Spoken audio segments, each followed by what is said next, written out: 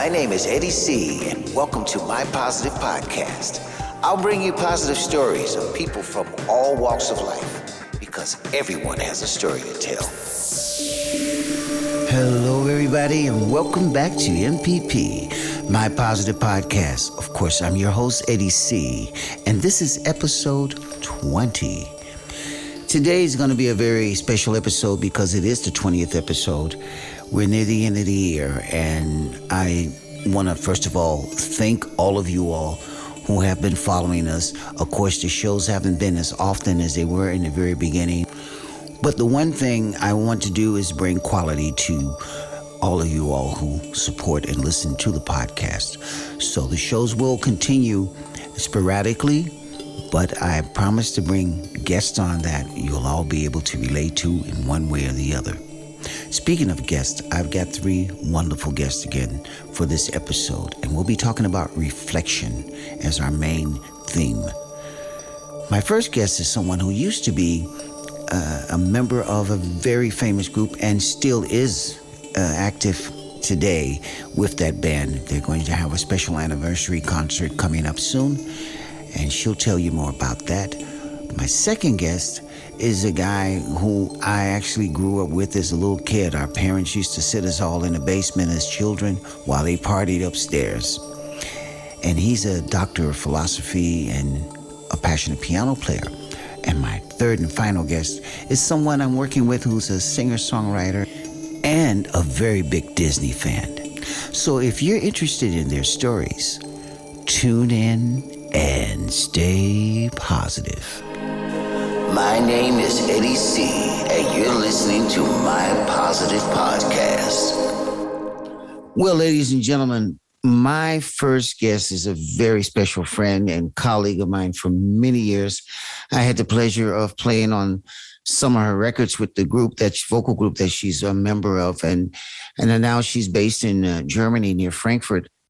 And I always refer to her as Yeti, but please welcome my dear friend and colleague for many years, Miss Harriet Wells. Hey, how you doing? I'm fine, thank you. Great.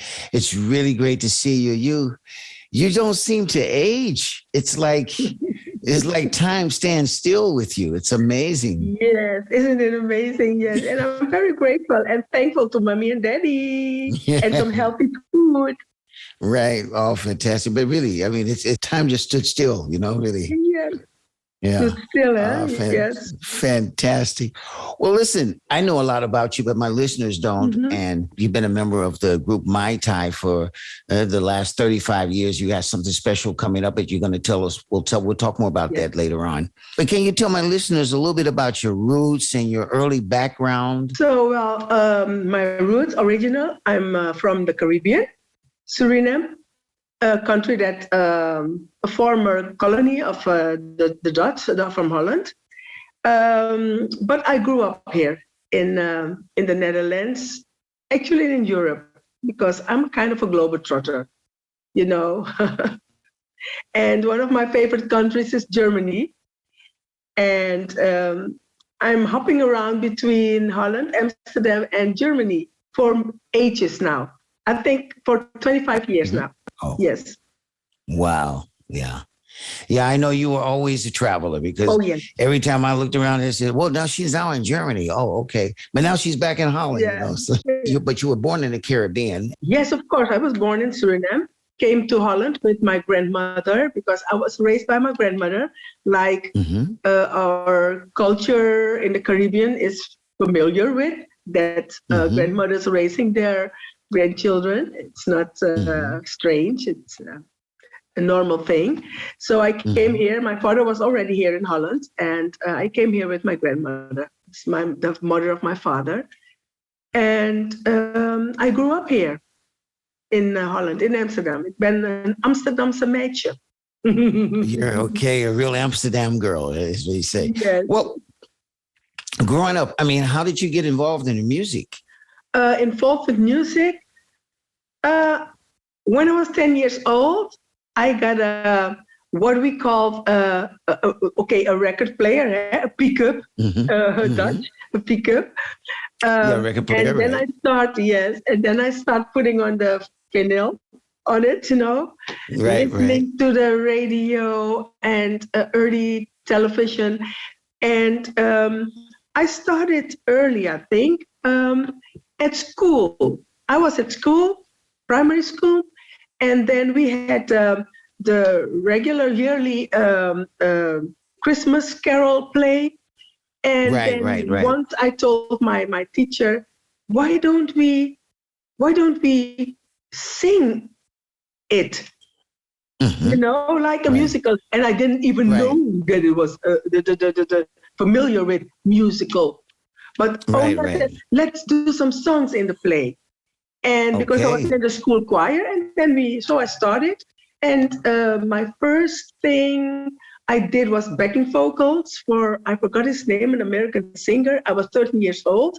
And after that, I became one of the relations in a group called The Free from Rotterdam, a soul group. And that was my first group, let's say, which came great, big, and start touring in Europe with. I was a band girl in the beginning, singer and backing vocals, Yes. Okay. And at a certain point, you got together with a group called Mai Thai, which had a very big hit. The Number History Fall was the one that was kind of like the one that kind of rocked the world. Yes, rocked the world, yes. And it was a very popular group, I'll say some 30 plus years ago. And I remember, how did that group get together? Because that was a production that you all did in Amsterdam, right? In Amsterdam, yes. Well, I knew Caroline and Mildred actually from the music scene in Amsterdam.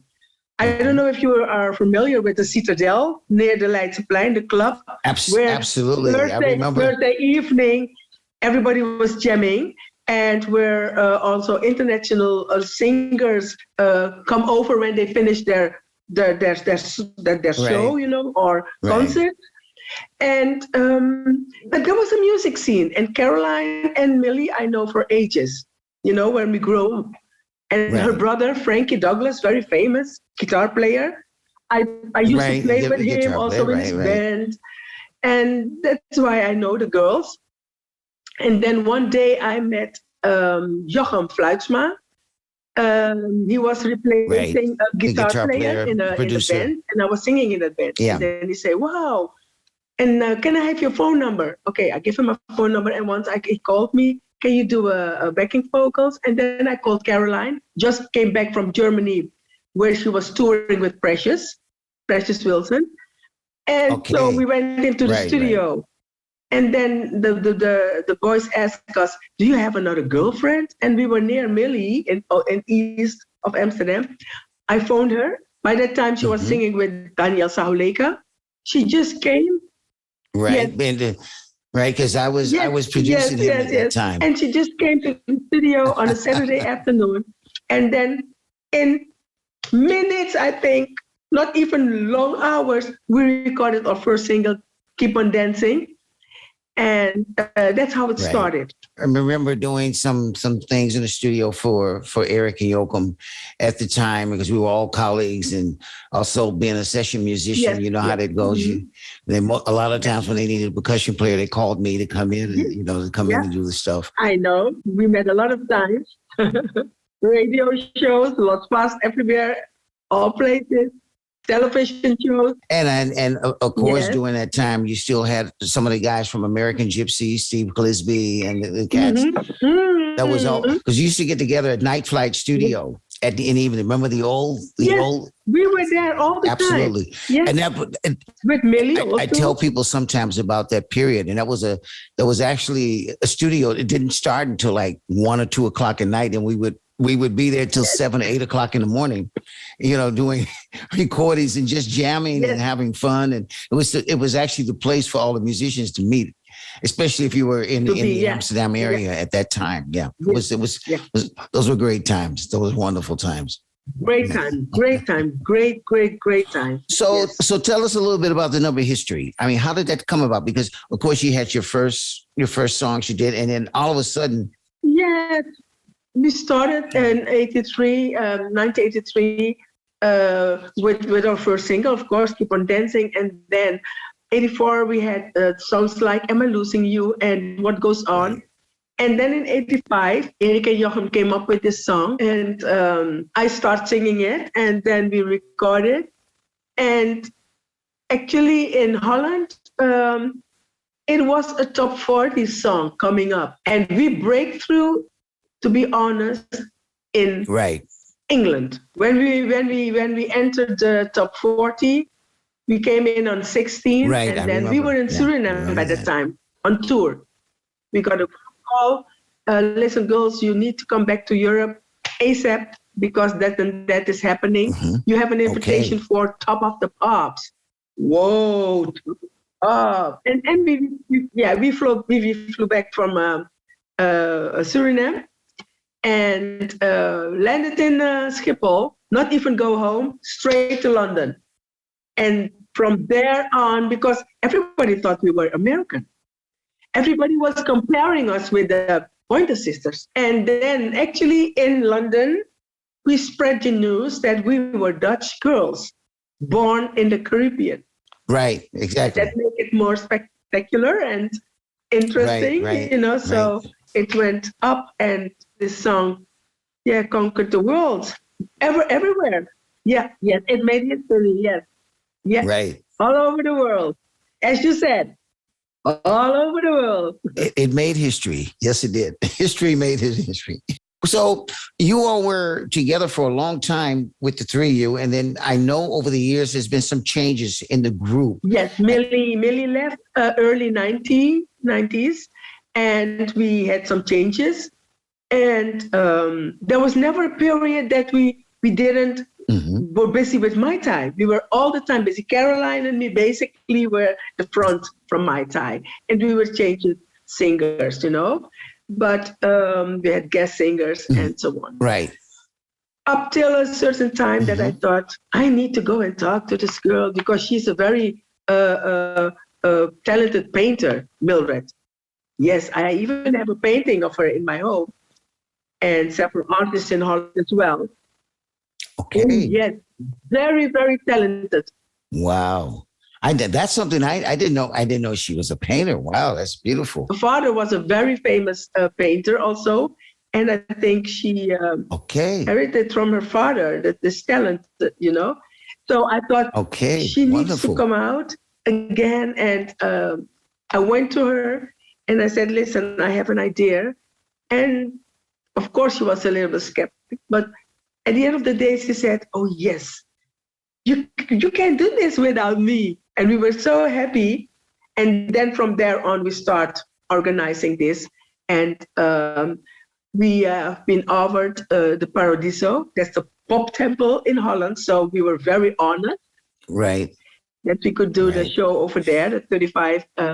Actually, the Paradiso was one of the places that Prince made his big breakthrough for Europe. I know. Can I tell you something? Sure. By that time, Prince came in Holland. Nobody knew him. It was his first show in Paradiso. And I was singing with a group by that time. Mm-hmm. Yes. And do you know that the group where I was singing with, the band, we played actually the voorprogramma from Prince, but he didn't allow us to stand on stage downstairs, but we stood upstairs and he was downstairs. This is the first time in my life I saw Prince perform. Nobody knew him by that time, but he was in Paradiso and I was there. All right. Yes. Yeah, well, I said that was sort of like a big breakthrough for him as far as Europe was concerned, because it took off. It took off after that particular point for him. Definitely. And as far as Europe was concerned, and of course he became one of the musical wonders over the years. Rest his soul. I adored him. You know. Yeah. I had a chance to meet him years later as well in the 80s. We met again. Yeah, in Holland. Yeah, it was he's now a legend and will be for times to come, with the music he's made and his legacy that he's left behind, Great legacy. Yeah, absolutely. Yeah, I know you've got this anniversary. To go back to Mai Thai for a second, you've got an anniversary coming up on the 11th of December this year. Hopefully. And it's going to be it's a 35-year anniversary of Mai Thai, and that's also in Paradiso as well, right? That's in Paradiso, yes. Oh wow, that's with wonderful. Some guests. Mildred is of course our special guest, and Berg Lewis is there. And Frank Boeien, because we're related with some artists from the 80s, right? Especially Frank Boeien, because one of his huge hits, Kronenburg Park, we did the backing vocals. All right. So, and was a huge hit. Kronenburg Park. It was also through the whole Benelux area, he had a great hit with it. Yeah, right. So Frank is one of our guests, Birgit Lewis. And we have a special guest, and I can't tell you his name, so everybody's going to know who the special guest is. I won't say a word, so you would. But it's a countryman of yours from birth.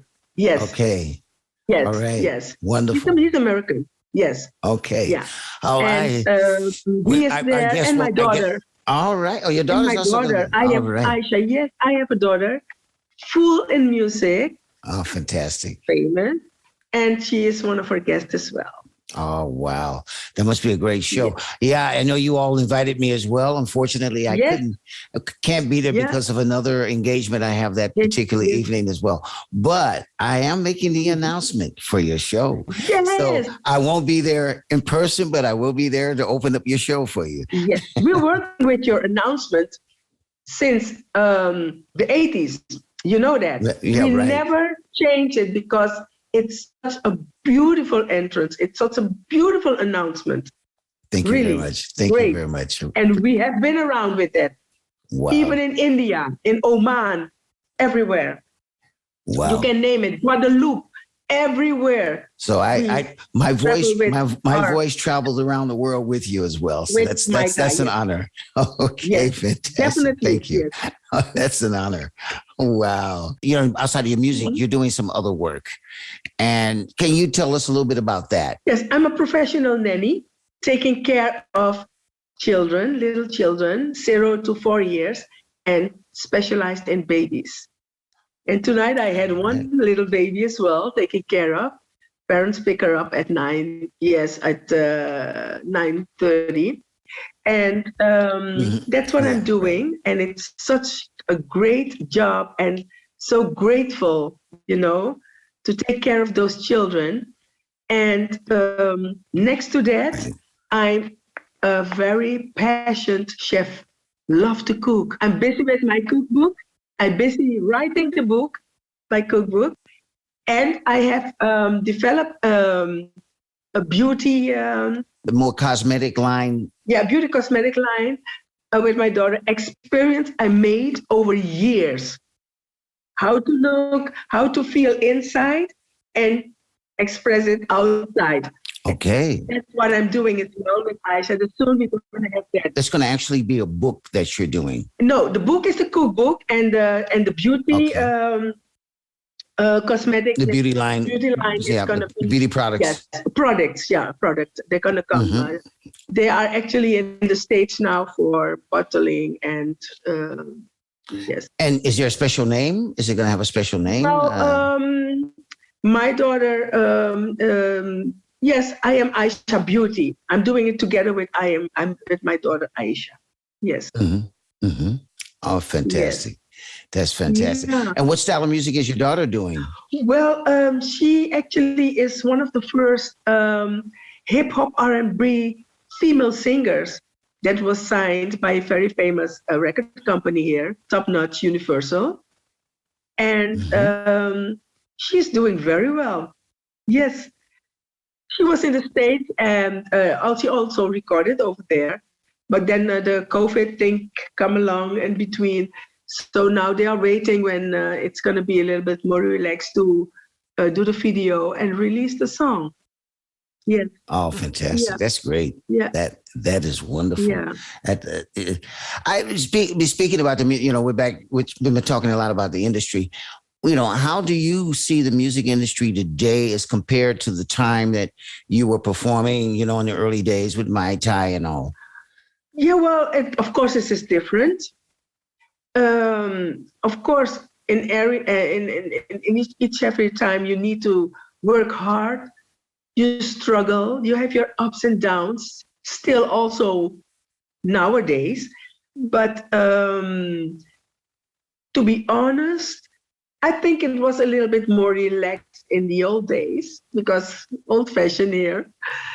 And of course, it's easier now because of the internet, Right. But when if somebody asks me, is there something in your life you would like to do again or over? I would do the 70s and the 80s.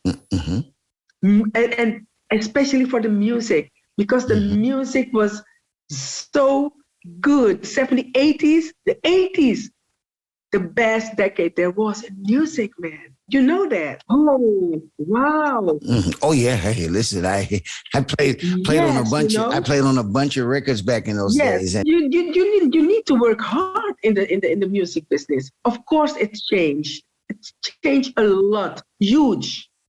Absolutely. If you talk about let's say the 70s, 80s, and even before, musicians were in the studio. Oh. You played with a band, you went in with a rhythm section, Yes. you recorded together, and it was the heart and soul. Yes. And at that time, it was all about that human feel. And the feel, the soul, the feeling.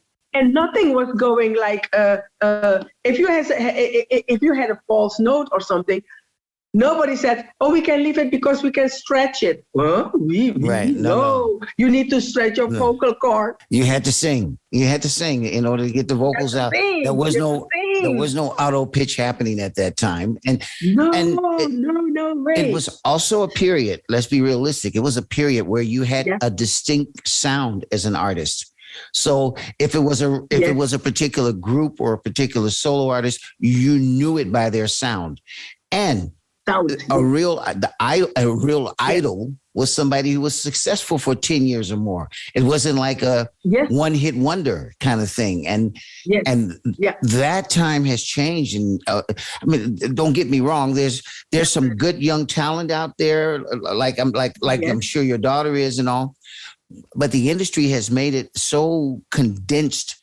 Let's say instead of being fresh orange juice nowadays, it's sort of like, it's all condensed, and with the social media, social media has made it, of course, possible for a lot of artists to be able to do their own thing and all.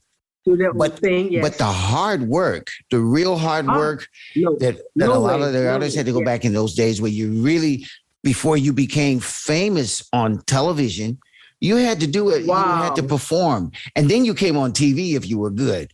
And now it's with a lot of the shows, it's like you go on the TV shows and then you get this stardom.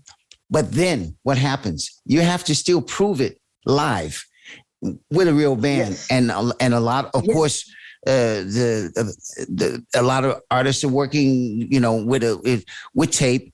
Back in the day, you worked with bands a lot more as well. With bands, yes, of course. And we were working bands, with bands. I know. I can remember all my television shows.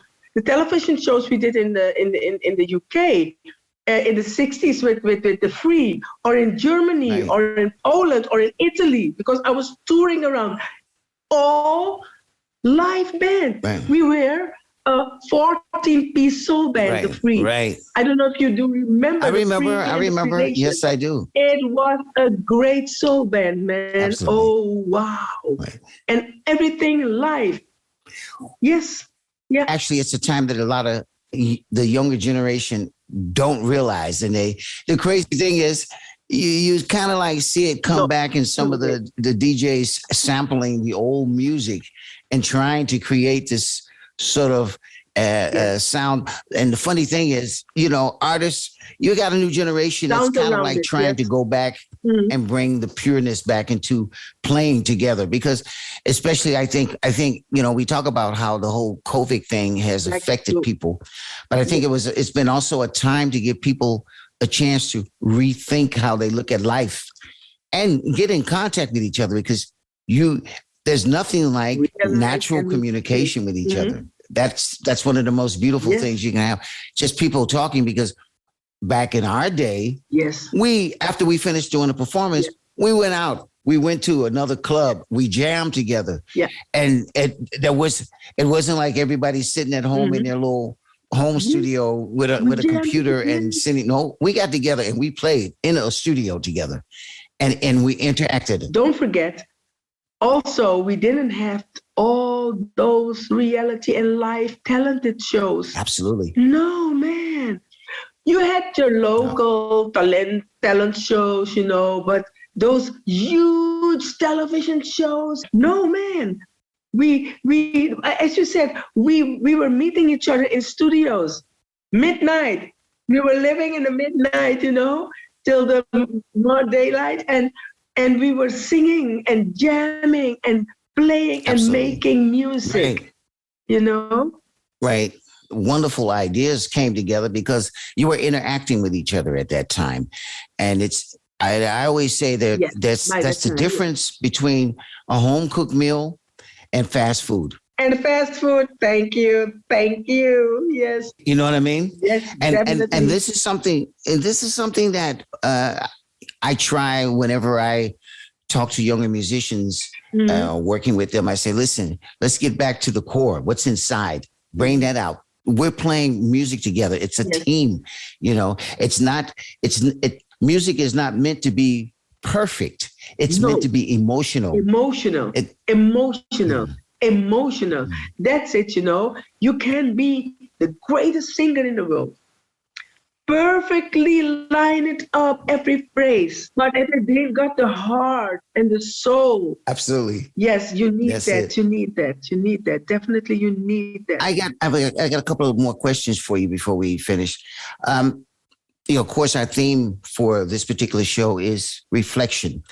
And I would like to know, what does reflection not only mean to you, but also for you? It had a lot of impact on me, There are different sections of parts of reflections. It could be your life reflecting, or some experience you had, love you had, and also the music you were dealing with reflected on your life, So what I can say is that I'm a very religious person, and I'm daily grateful and thankful with this gift, and that I still do what I like to do with music, with my friends, give me the opportunity to see the world in its richness,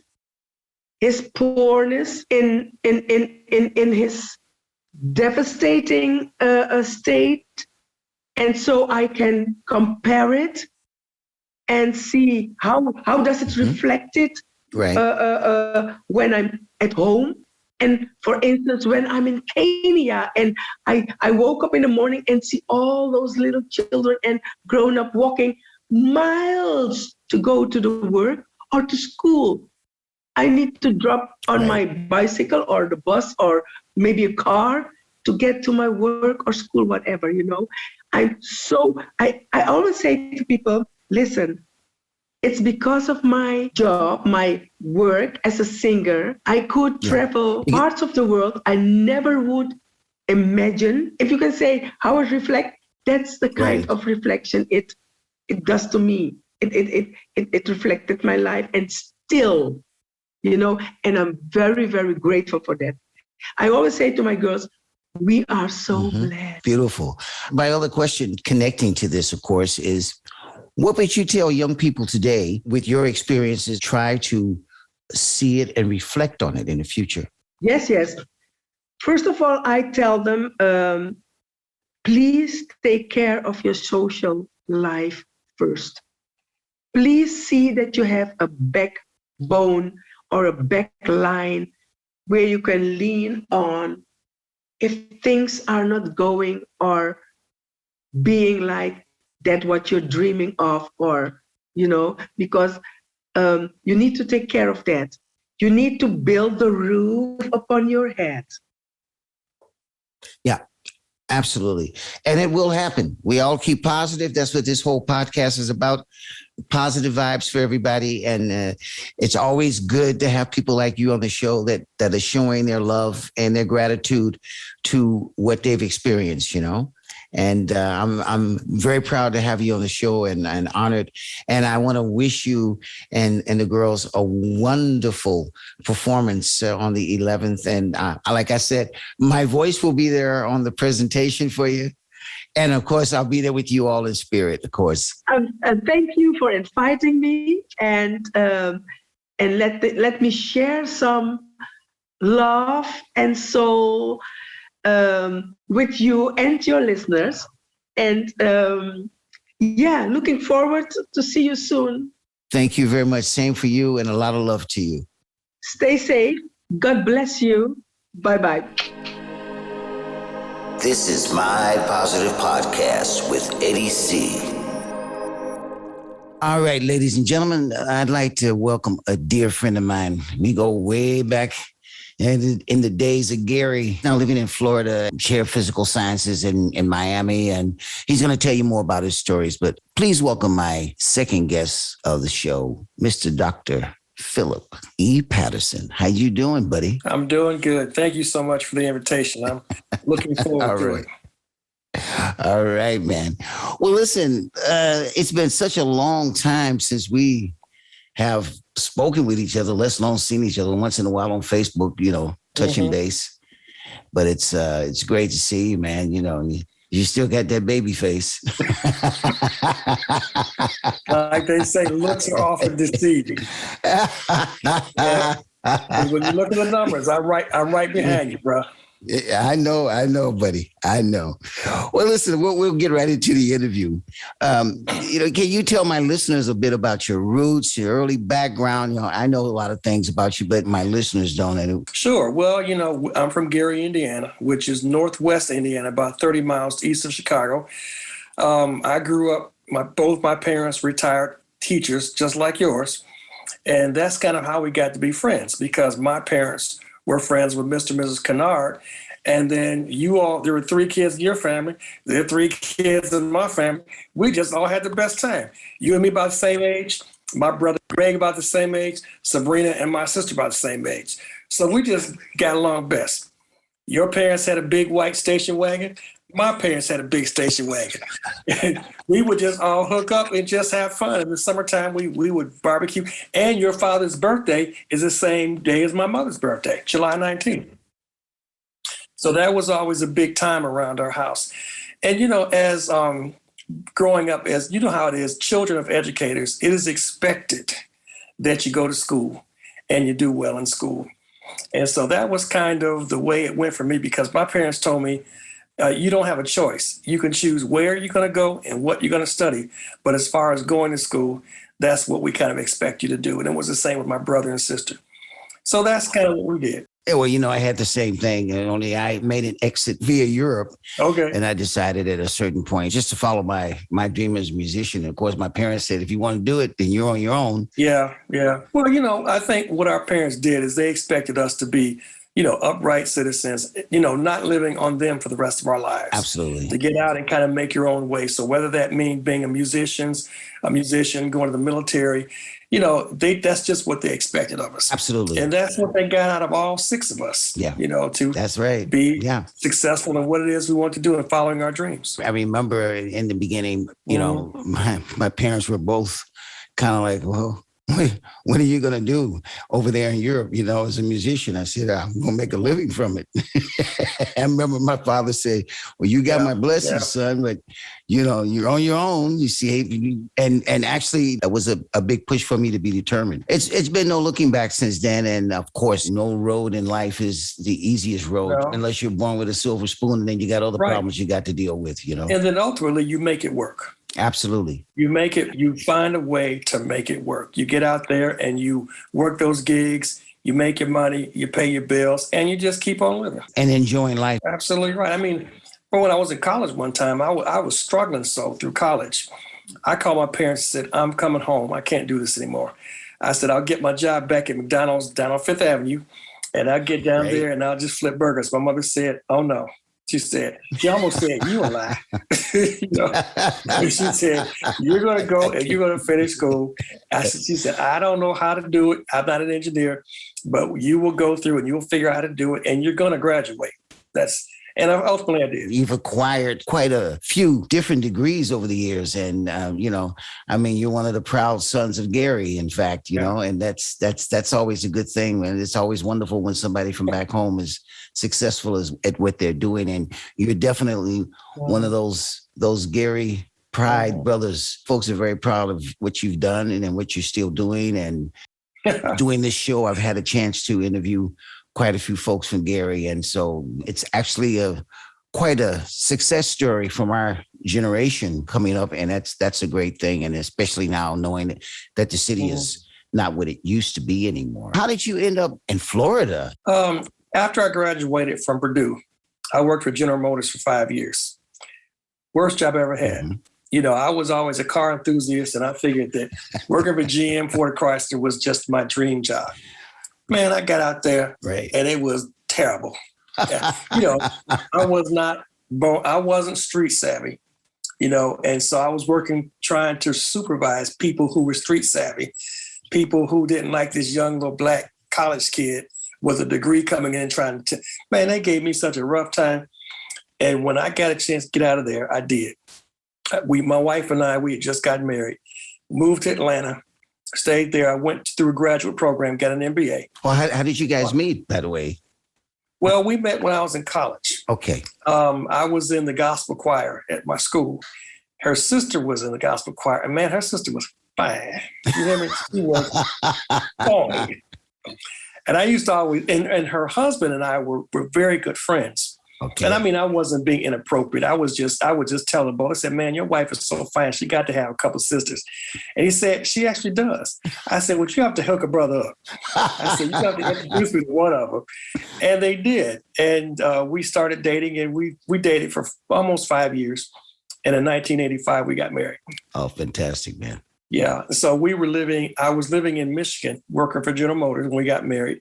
We stayed there for another year. And then I decided that working General Motors was not what I wanted. So we moved to Atlanta. I went to graduate school there. And while I was working at graduate school, then I was offered a job as a teaching assistant to teach physics labs. All right. Calculus-based physics labs. And I said, sure, I can do it. I can figure out how to do it. And I did. And then when I graduated, they offered me a job as a laboratory manager. So I said, my first child was about to be born, couldn't find a job. I said, you bet I'll take that job. And I did. My intent was to stay there just for a few years. 31 years later, I was still there. Okay. Wow. 31 years and 2 children later, I was still there. All right, man. And then what happened, I went into administration at that school. And the school, the powers that be in Georgia decided to take that small school, Southern Polytechnic State, about 6,500 students, and to combine it with Kennesaw State, which was about 21,000. Okay. The school became about 32,000 students with the addition of some new students. And my dean told me that you're going back to faculty. I said, no, I ain't. I've been doing this job longer than you've been here. I'm not going back to faculty. Right. So I ultimately began looking for another job, and the job opened up here in Florida. So my wife and I moved down here in 2017. And I became chair of the physical sciences department at Miami-Dade College. Wow, that's fantastic, man. Yeah, and my wife and I say, we should have done this a long time ago because the weather is great. I mean, it's kind of cooled down. It's been in the 70s today, which is kind of cool for South Florida. Right. But it's just, once you get past the shock of the cost of living, then it's really a really nice place to live in. Okay. Yeah, the cost of living is pretty high there. There's a whole different tax bracket thing that goes on? Man, let me tell you, we came down here and the people asked me when I interviewed, well, you got a job. What you going to do about the house? I told them what I was going to spend. They started laughing. They said, they don't put you in the ghetto. I said, well, I don't do ghetto. So we had to figure out what we're going to spend and where the money was going to come from. And ultimately, the Lord has worked things out. Ain't missed no meals, ain't missed no bills. Don't have a whole lot left over at the end of the month, but it's worked out fine. You told us a little bit about your achievements, and I know in your leisure time, you got your hobbies, you got your music is one of them. And, like you said, you sung in the choir back in the day. And are you still doing that now, or? Well, my wife and I are pretty involved in the church that we go to. And you remember my parents making me take piano lessons back in the day? No, my grandmother and my mother got together and they literally bribed me. My grandmother said, I'll give you $5 if you start taking piano lessons. And I was about 6 years old, so $5 was a lot of money. I said, okay, I took the $5. And I started taking lessons, and I took them for about 3 years and really resisted. And then after about a year, I went down to the basement where the piano was. I just started playing the piano. And my mother was like, is that you down there playing the piano? I said, yeah. She said, where'd you learn to do that? I said, I don't know. I just started playing. And she said, you want to take lessons again? I said, yeah. So I went on from about 5th grade on to when I graduated from high school. And I was actually planning to major in music, maybe like as a concert pianist, till I found out that they don't make a lot of money. So I decided, I better look at something else. But musicians still don't make a lot of money even today. Oh, really? I can vouch. Yeah, I can vouch for that. yeah. But I still play. I played. When we were in Atlanta, I was playing for the church that we went to. I was one of the kind of occasional musicians. Whenever they needed someone to play, I'd play. But that's really it's nothing professional. Like you're doing. I don't think I probably don't have the knack to do what you're doing. But, when I was in high school playing at Robert's Motel, that was just already from off, being little, and then, playing and in the beginning, just basically playing percussion. And then when I got over here, I started getting more into producing and, started to sing more and writing a lot of songs. And it just kind of like took off. It's been a very profitable spiritual journey for me. And I'm still very happy to be able to perform. And I mean, even with the Corona times, I've been lucky to still be able to, make music, man. And at the end of the day, you've got that day that you're leaving, that moment, and you make the best of it. Good for you. Good. Yeah, right. You know what? I admire you guys who do that. I admire you all who can write, produce, play music, and then draw a crowd. I just don't know if I got what it takes to do that. I mean, I can sit down to the piano and play it, but does anybody else want to hear it other than me? Well, you don't know until you try. And you start to, I always say, once you get adjusted to the temperature of the water, then you'll swim like a fish in it, man. You're natural. You're natural, Yeah. Well, I think maybe once I'll retire, maybe in a few years, maybe I'll have a chance to do some things that I want to do. And that's one of the things, I had a nice piano in Georgia, but it would have cost too much to ship it here. So I just basically donated it. But just yesterday, I was out looking at some pianos and I'm thinking, I have really got to get myself a piano. So in the next couple of years, I hope to get one. All right, man. And when you come over here, we'll definitely hook up and jam while you're here, man. I don't know if I can hang with y'all, because y'all are professionals. I'm just a little old country piano player. Oh man! Tell me some more about some of your other hobbies that you're doing nowadays. Being involved in the church, I know you're very active there, and at the same time, your family, because you've got three kids, right? I have two daughters. Two daughters. Mm-hmm. Okay. Mm-hmm. Well, you know what? I stay so busy with this job, this hand job. I don't have a lot of time to pursue hobbies. I do like to read. I still like cars, just like I always did. I gotta stay away. I gotta stay away from the car dealerships, because if I go up in there, I may come home with one, and my wife be upset with me. That kind of thing. Because I used to always go to the auto show in Chicago, McCormick Place. I mean, I went there every year, but I enjoy cooking. That's one of the hobbies that I've kind of picked up. With Thanksgiving coming up, I'm kind of getting my menu together in my head and like, what are we going to do Thanksgiving? Because my daughter will be down here with her significant other. Actually, both of my daughters and their significant others will be at our house Thanksgiving. Okay. So it's good. It's up to me. It's up to Dad to kind of put this meal together because my wife, she's a good cook, but she doesn't like to cook. And I like soul food. I like it done the way my mother cooks. You know what I'm saying? Hey, where you coming from? Because I'm about that as well. Because I love to cook too. Mm-hmm. So I'm really we'd have to switch out some recipes. I'm telling you. So that's one of my hobbies. I do enjoy music. I read occasionally when I can. I do enjoy cooking, and I love playing the piano. I got to get better at it. I really need to practice and get myself a piano work because I listen to some people play the piano. I'm like, that's what I'm talking about, but I got to figure out how to do it, figure out those chords because I like playing for the church, but I like to add a little seasoning to it, if you know what I mean. Absolutely. Just playing out the book like it is, no, that doesn't work. I got to add a little color to it.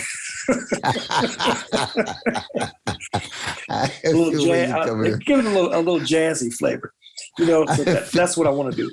Mm-hmm. With your job, how is that in the time of Corona that we're living in? I mean, these are weird times we're living in, especially for education, because a lot of, I know here in Europe, a lot of schools closing, young folks getting infected with with the Corona. And you've got like the two camps, the vaxxers and non-vaxxers. How is it over? How is it down there in Florida? Well, the vaccine issue has become political. People don't seem to be using their mind, their brain, because if the data tells you that those who get vaccinated are better off, then you get vaccinated. But you have a lot of people who don't want to do that, and you also tell you that if you are not vaccinated and you go to the hospital, there's a good chance you're not coming out. They put you on a ventilator, there's a good chance you're not going to make it. People are not listening to that. So we in academia have had to deal with that.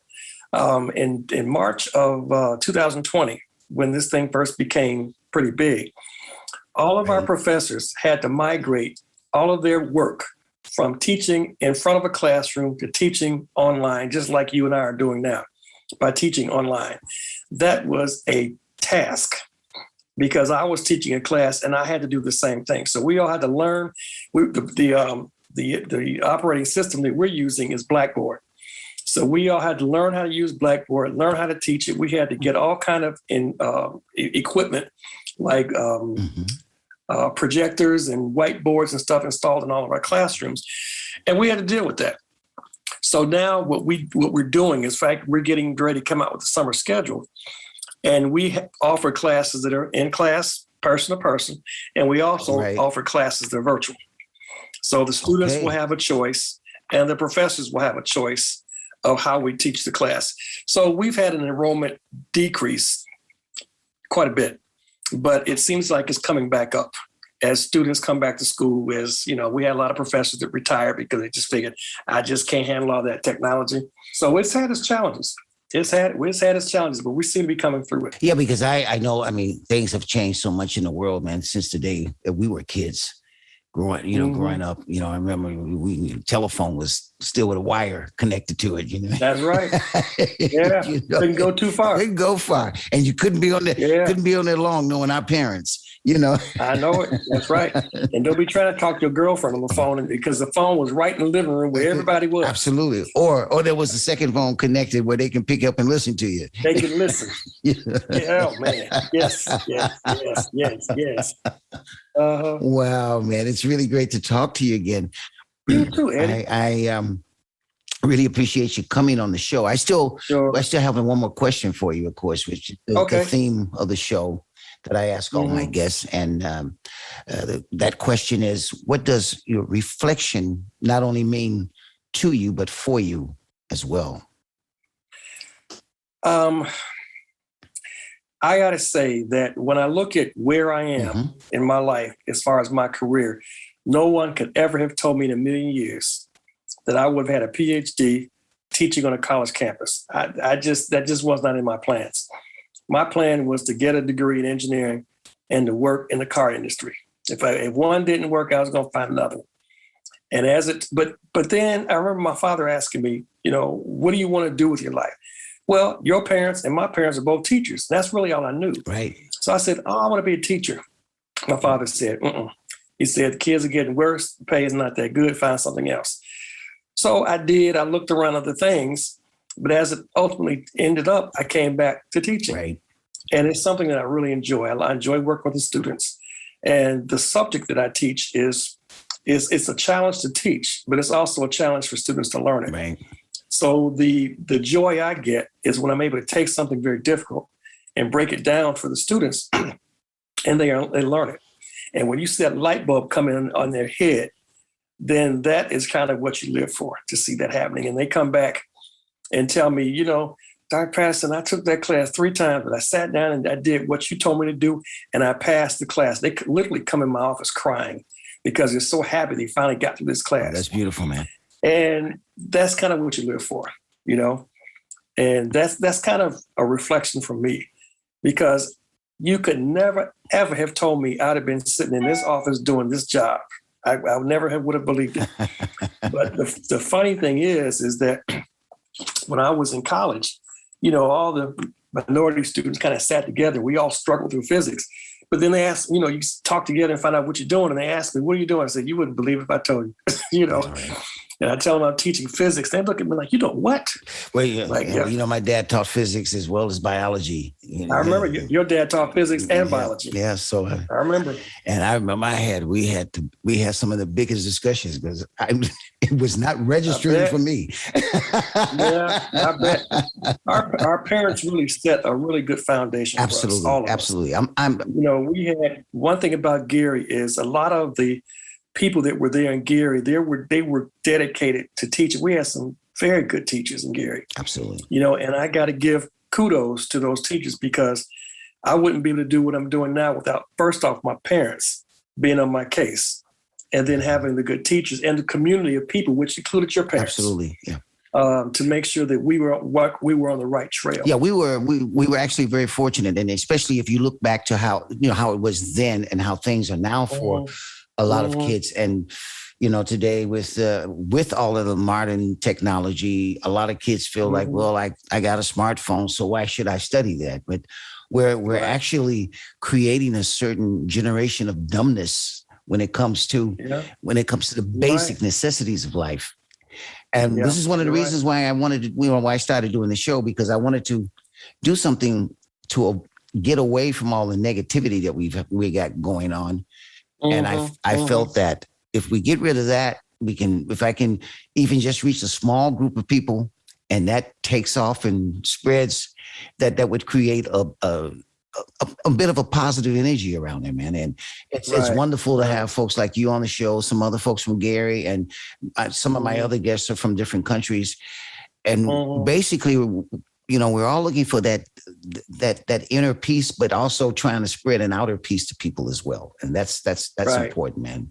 That's right. And and at the end of the day, it's like, well, what did you make out of the day? What did you do that you could, help somebody else in one way or the other, whether it was just sending somebody a nice message to say, hey, have a great day, or talking to somebody, or helping somebody on the street, giving them directions, little things like that.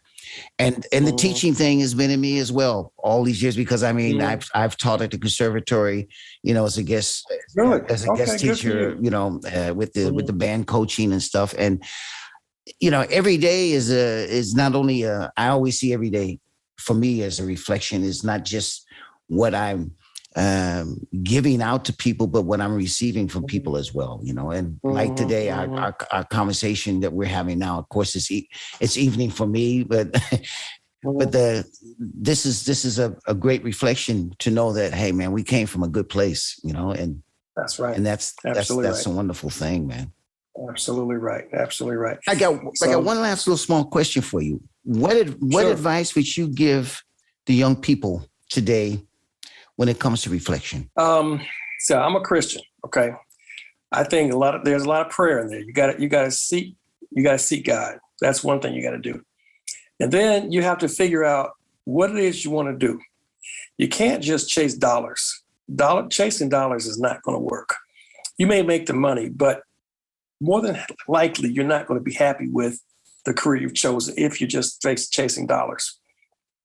You got to find something that is satisfying to you and something ultimately that's going to do something to bring good to somebody else, which is, I think, a lot of what you're talking about. And when you, it's amazing that when you do good for others, that it does something to you. Even if you do something nice for a dog will respond to love. I know the students I have here, many of them come from broken homes.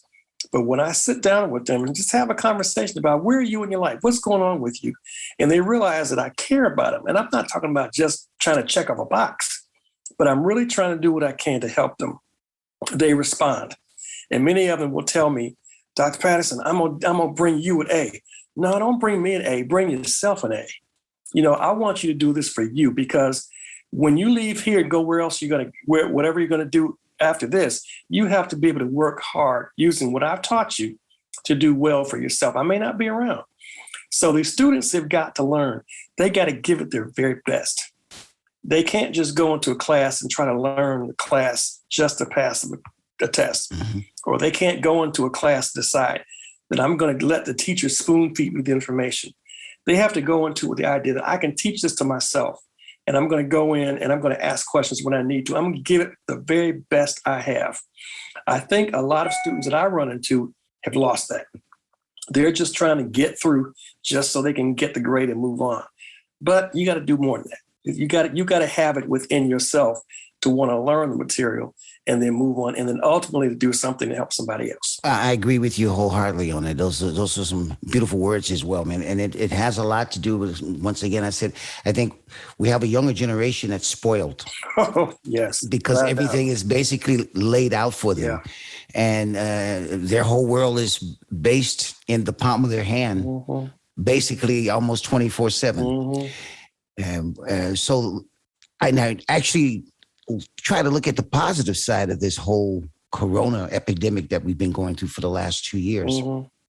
is that I see it as a thing that makes people think about their life, mm-hmm. what's important, the things around you, the people around you, the people that, that care for you, but also making you aware that other people out there need to be communicated with. We've mm-hmm. So, and that's a beautiful thing, what you're doing it with school. I try to do that via my music, whether I'm performing or whether I'm giving a workshop or teaching, or even with the podcast, mm-hmm. that's part of the message of doing this show, man. I'm very proud of you, brother. Coming on there. I'm proud of you too. And getting out there and helping these young folks, and very grateful that you. But Eddie, you're to be commended too.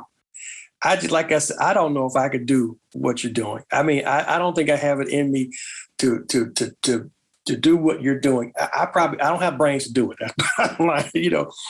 So I just think that you are to be commended as well. You're taking on and you followed your dream and you're doing well with it. So I want to say kudos to you too, brother. Oh, well, I appreciate that very much, man. Sure. Mm-hmm. Well, look, I want to thank you for coming on the show mm-hmm. and sharing your, part of your story. But I really appreciate you coming on the show, and, a lot of love to you and the family, man. Thank you.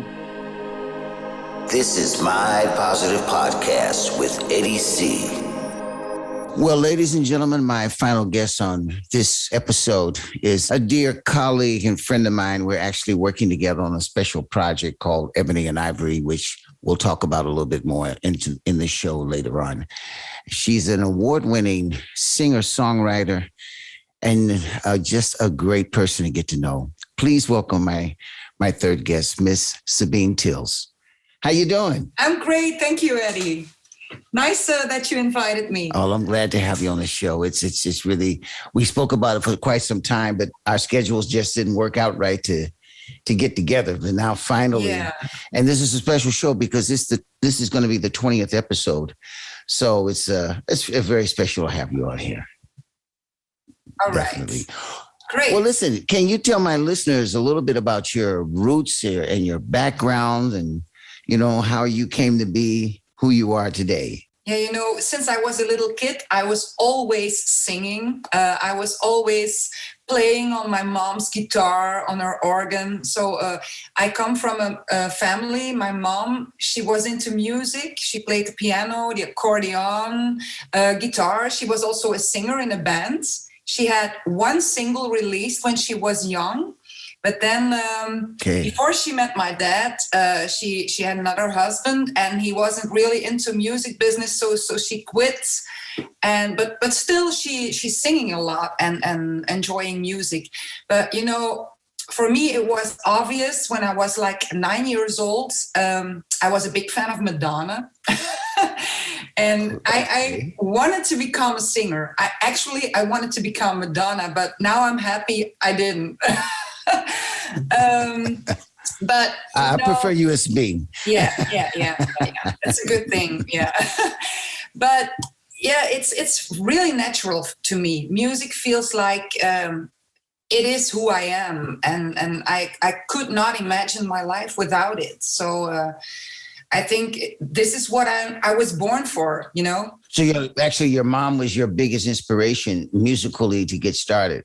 Yeah, you know, and she always supported me. My whole family did, so that was a good thing, because when you have dreams and your parents they are supporting you, that's really nice, and they still are. So, and that that point of view, I'm very thankful to my parents, because there are other stories, and I realized I was very lucky to have them.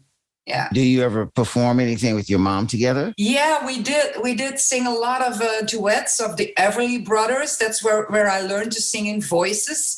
We did a lot of gigs together, actually, when I was a little kid, and she was singing. We were Bye Bye Love and On the Wings of a Nightingale and stuff.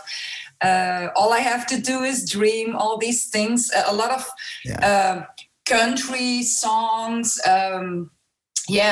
My mom was really into this Anne Murray thing. You Needed Me was her favorite at that time. So, yeah, and it was fun. And sometimes when we are together and there's some family reunion or so, we still do it. Oh, fantastic. Yeah. That's great. That's wonderful that you can still make music together as family, you know. Basically, you explained how you got started with your music and your songwriting. So I know you do a lot of small projects also together with your husband, Derek, who's going to be on one of my shows as well. Your son is also very musical. I think he's playing drums, if I'm not mistaken. Yeah. He is. He's playing drums and piano. Well, tell us a little bit more about how that works, because I know your husband is more or less a jazz musician and you're more in the pop R&B-ish and the Dutch language music. How does that work with the three different combinations? Yeah, we are very different, but we, you know, music isn't a universal language. Absolutely.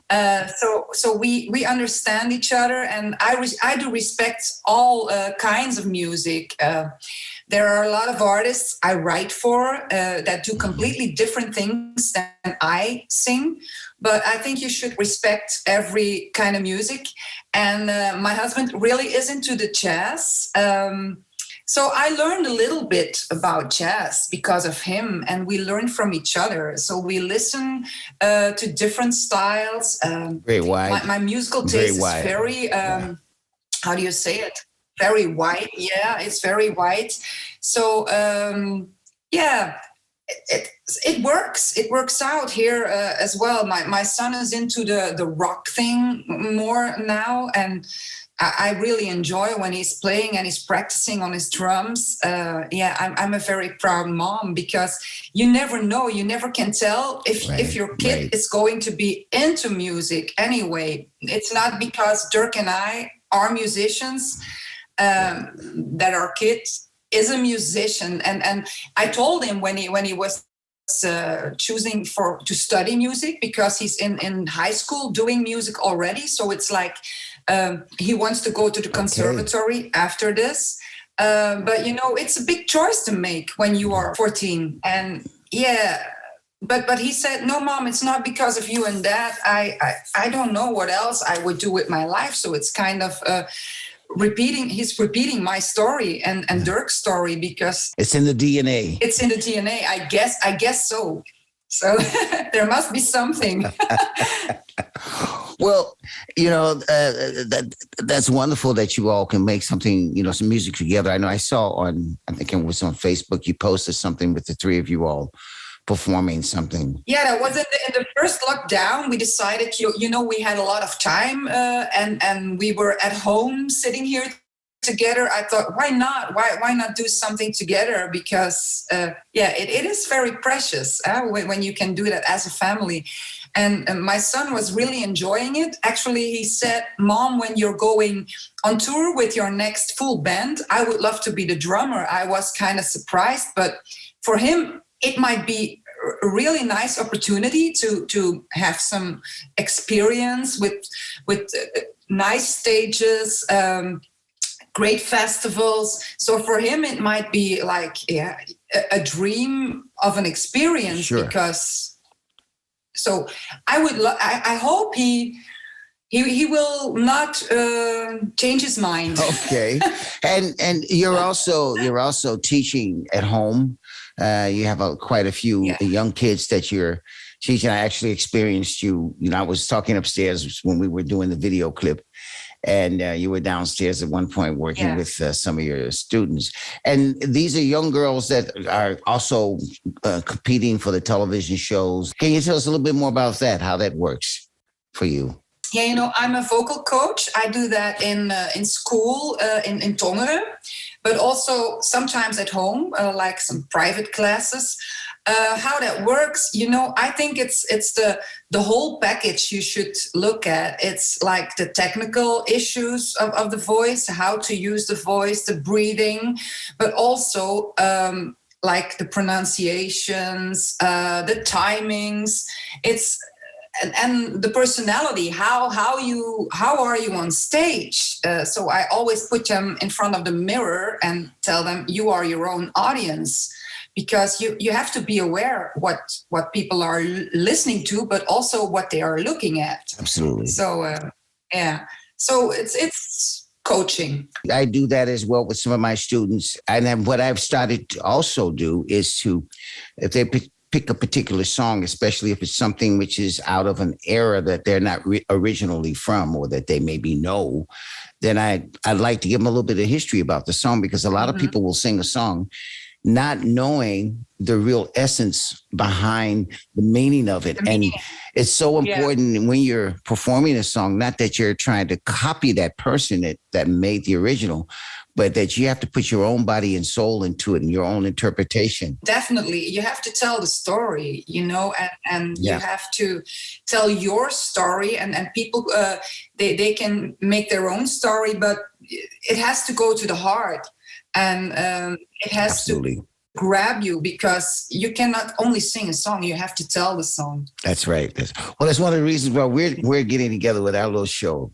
We've got a lot of stories to tell. I'm looking forward to when we can get started with the project, because I really love singing with you, Eddie. Yeah, I enjoy this. I enjoy singing with you as well. We did this promotion video and people seem to love it. So let's go for it, buddy. Yeah, absolutely. It's going to happen. It's going to happen next year. We'll definitely be on that stage together with Derek and doing some. Actually, the people might not know, but I've known you for a couple of years, and I was always telling Dirk, my husband, someday we should do something together. And then I saw you in the Voice program, and I thought, my gosh, he is good, And thank you.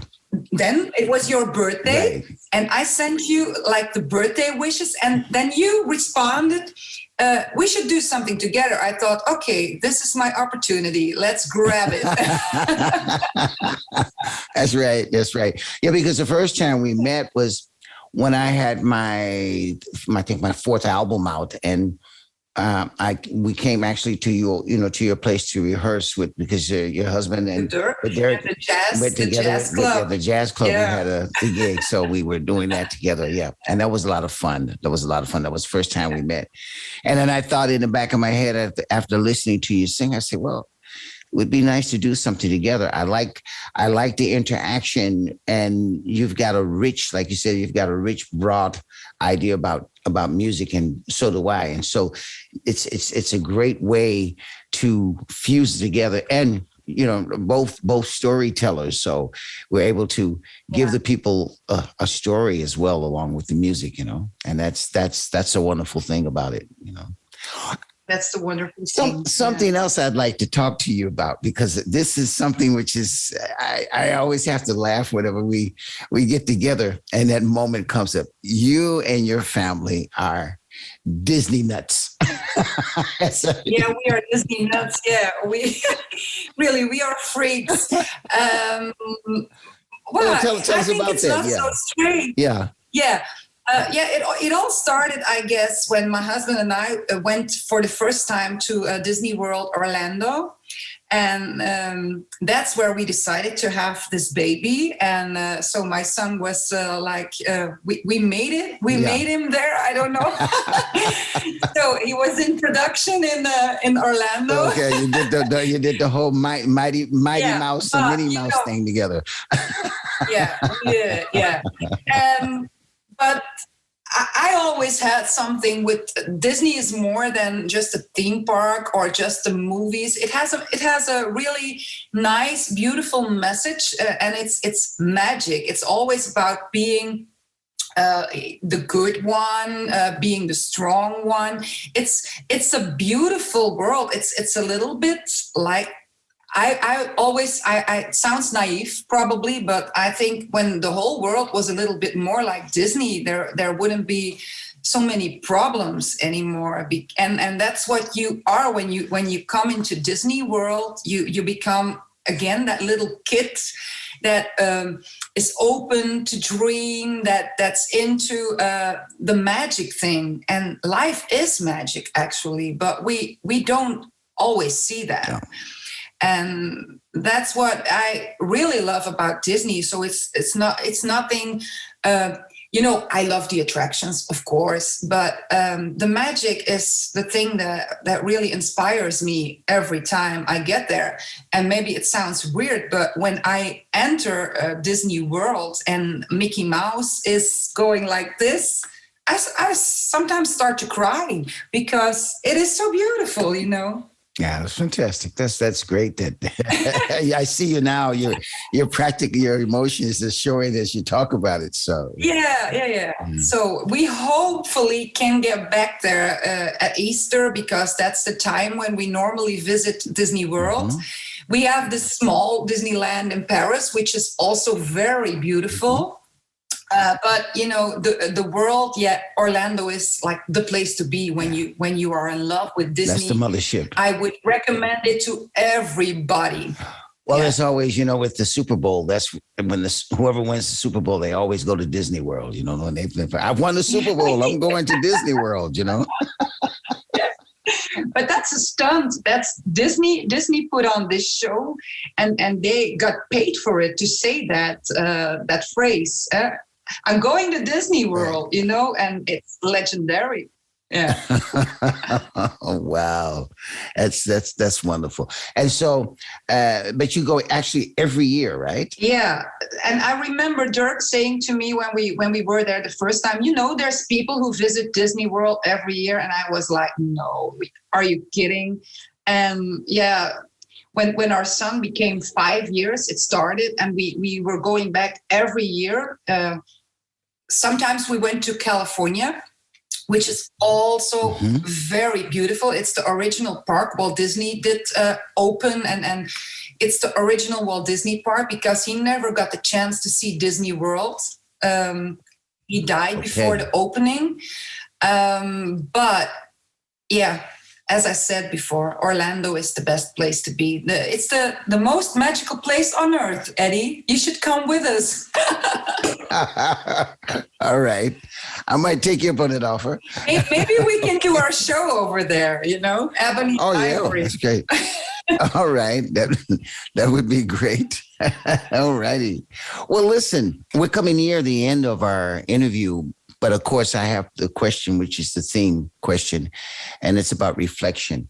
And I would like to know, what does reflection not only mean to you, but also for you? I think it's really important.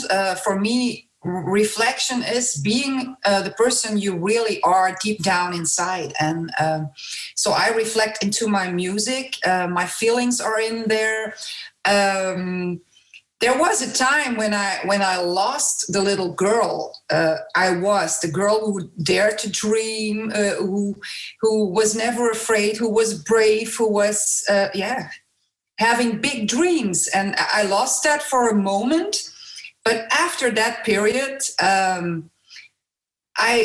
it became very obvious to me that reflection is really important. So be faithful to yourself and be the person you really are. And I think what you give, you get it back. So it's like the law of attraction or something. But when you are good to other people, I don't think there's many things that can go wrong. So and every moment is a new moment. So you have the chance to be that person you want to be and the person you really are every second of the day. So it's a choice you make. And I also like people who reflect to me, and that's something that's really nice when I'm singing with you, because sometimes without words, I think, he knows what I feel or what I mean. And that's the most beautiful thing in life. So let's all reflect positivity and keep Absolutely. the negative feelings on the side. Exactly. Ditto, my dear friend. I really, it's always a pleasure working together. And it's so cool that you're able to create this synergy that projects out to others. That's so important.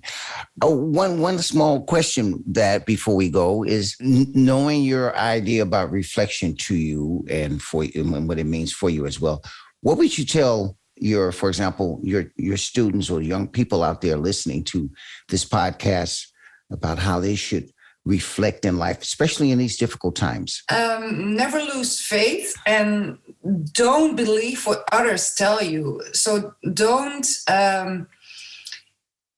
think, what are other people thinking about me, because that's the mistake I made in my life. And you have to stay to your source, to who you really are. And when you forget it for a while, maybe you should go back into your childhood and look, what were my dreams over there? Because kids, they believe in their dreams. We go back to the Disney thing. That's the message Disney also has for us. And when you wish upon a star. Yeah. But it is also true, makes no difference who you are.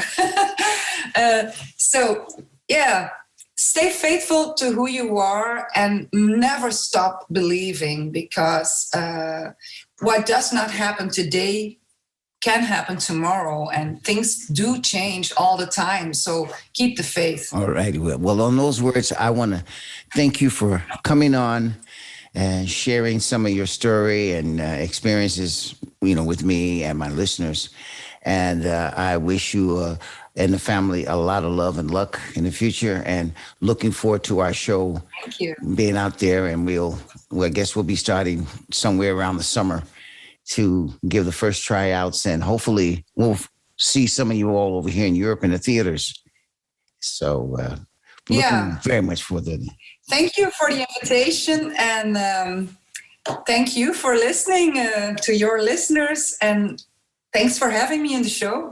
Okay. Hey, you take care, and a lot of love to you, sweetie. Bye-bye. All righty. Bye-bye. Bye. This is MPP, and I'm Eddie C. Wow. I hope you enjoyed my 3 guests and their ideas about reflection. I'd like to give my own personal idea about reflection as well. This is the end of the year, and I always think around this time of year we all reflect in one way or the other.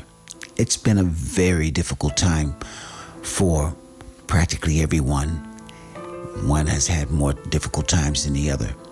A lot of it due to the pandemic we've gone through these last couple of years.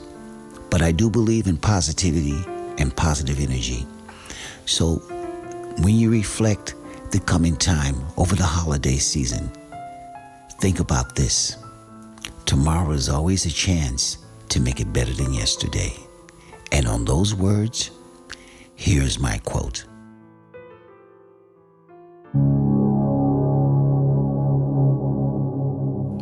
Reflection.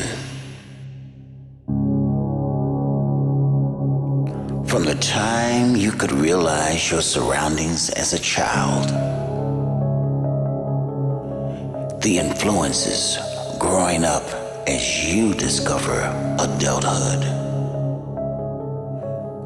richness and development of your senses for different art forms, be it music, food, or fantasy world, where your heart can grace the youthfulness inside your soul.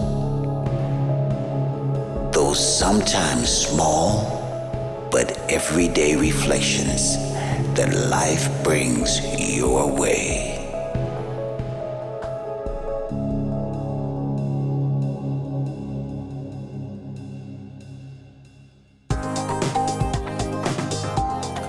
Well, that's all for this episode, ladies and gentlemen.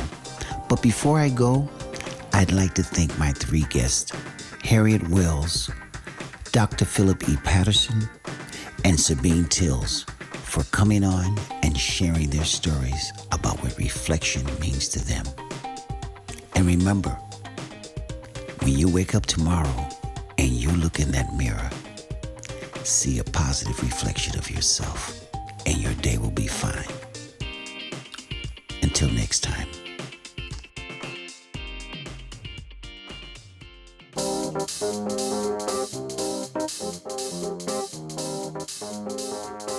You can find me on all platforms like Spotify, Android, and Apple. On Facebook, look for My Positive Podcast, and my website is mypositivepodcast.com. You can also contact me via my website or Facebook. A very special thanks to my technical producer, Iswan. This show is a production by Antwerp Podcast Service. My name is Eddie C., and this was MPP, My Positive Podcast. Tune in next week and stay positive.